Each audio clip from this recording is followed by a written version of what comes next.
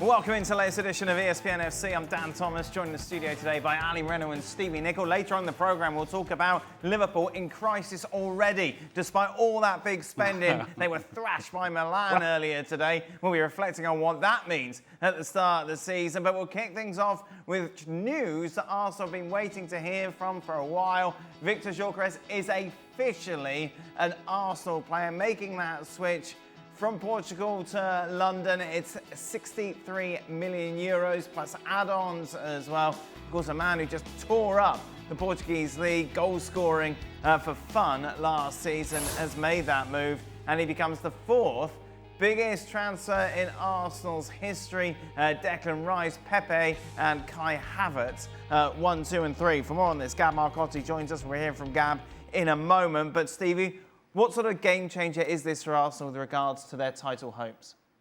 I think this absolutely puts them in the race to win the title. They've definitely taken a step forward getting this guy. What they needed was somebody who was basically a penalty box predator. That is what they needed. They've needed it for probably more than 2 or 3 years, and they've finally got it. You know, a guy who doesn't really want to be involved outside the box. Mm-hmm. He doesn't really want to go and be a link-up player. He can do that if he needs to, but he doesn't want to do that. He wants to score goals. He wants to be in the penalty box, putting the ball in the back of the net. Exactly what they've needed. Now they've got it. Where does it put them in regards to Liverpool in that title race? Well, just below Liverpool, but very much in the conversation, very much in the picture. And so in terms of numbers, and you just mentioned that he tore up the Portuguese league, La Primera Liga. 39 goals scored domestically. How does that translate into EPL numbers? Well, we don't know that. But for sake of argument and sake of comparison, and we're going to have to compare, because if we're talking about Arsenal being in the picture with Liverpool, well, the leading goal scorer in the Premier League last year domestically was Mohamed Salah with 29 goals. So somehow we need to project that 39 goals in Portugal, it's equals to 29 goals in the Premier League. But if indeed that's a projection, and if indeed it ends up working out that way for Arsenal, where Gyökeres is scoring that number of goals, or somewhere in the picture where he's competitive with Mohamed Salah, where he's competitive with Erling Haaland, then Arsenal are very much in the conversation, and should be very much in the conversation. But Gab, we know how much you and Jules love Kai Havertz. There's been plenty of Gab and Jules shows where you've waxed lyrical about him, how he's not given enough credit, how he plays the way that Arteta wants to play this game. Gyökeres, a very different beast. What does this mean for Arsenal's tactics then going forward? Well, I think overall it means broadly two things, and I think they both very clearly revolve around Mikel Arteta. First of all, it means that Arteta's gone in, because when you sign somebody, he's pushed the chips to the middle of the table. When you sign somebody who's 27 years old for that much money to play this role, you're saying, okay, the future is now. We're going to go in. You know, we've had the youngest team in the Premier League for a while now, or one of the youngest teams. Now this is kind of the piece of the puzzle. And there's no escaping. This is a gamble. This is a person who really hasn't done it in a top league, with all due respect to Portugal. So you have to take a bit of a flight of fancy. He's also a guy who's a late developer as well, right? Because, you know, he was at Coventry and then Sporting before that. He struggled to have an impact at Brighton. So in that sense, you're saying, all right, we're pushing our chips into the table and we want to win now.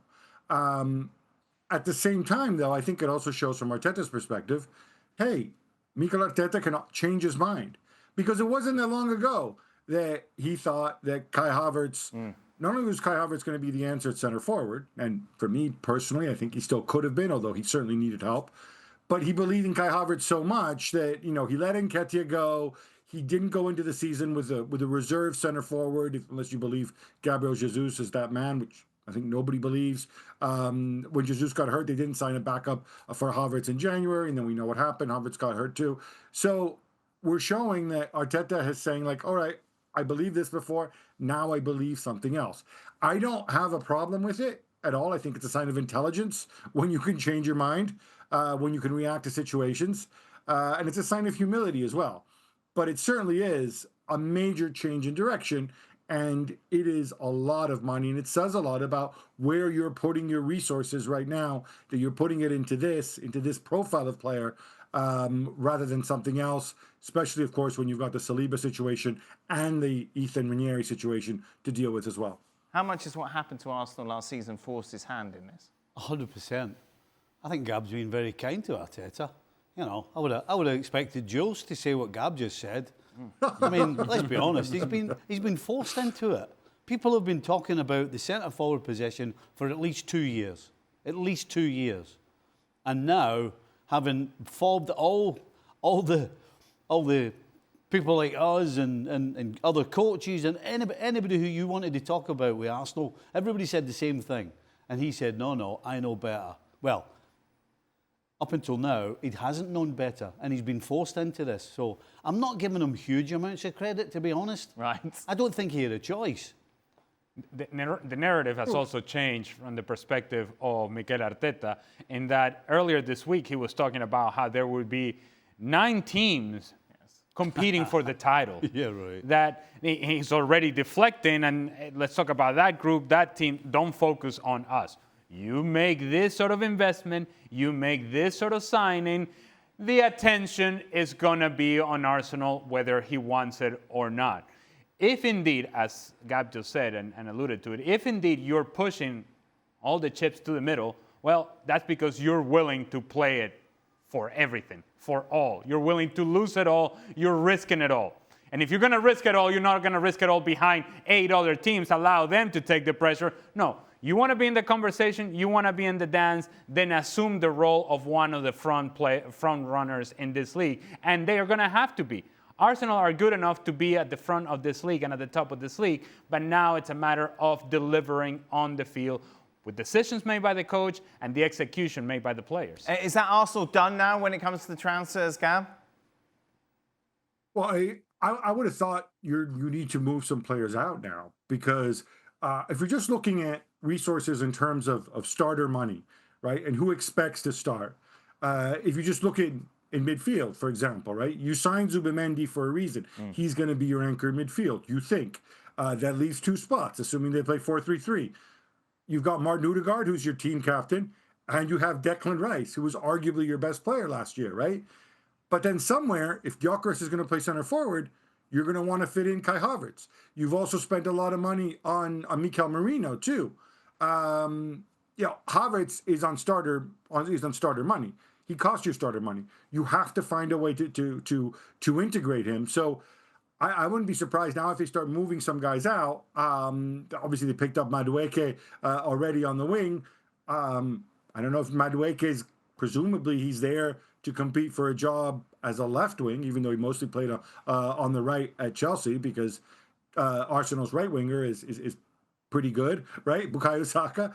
I think the priority now has got to be lock up Saliba and Ranieri for the foreseeable future. Otherwise, you would expect some adjustments. Yeah, but Gab, you mentioned the likes of Moreno and Havertz. They're not going anywhere, though.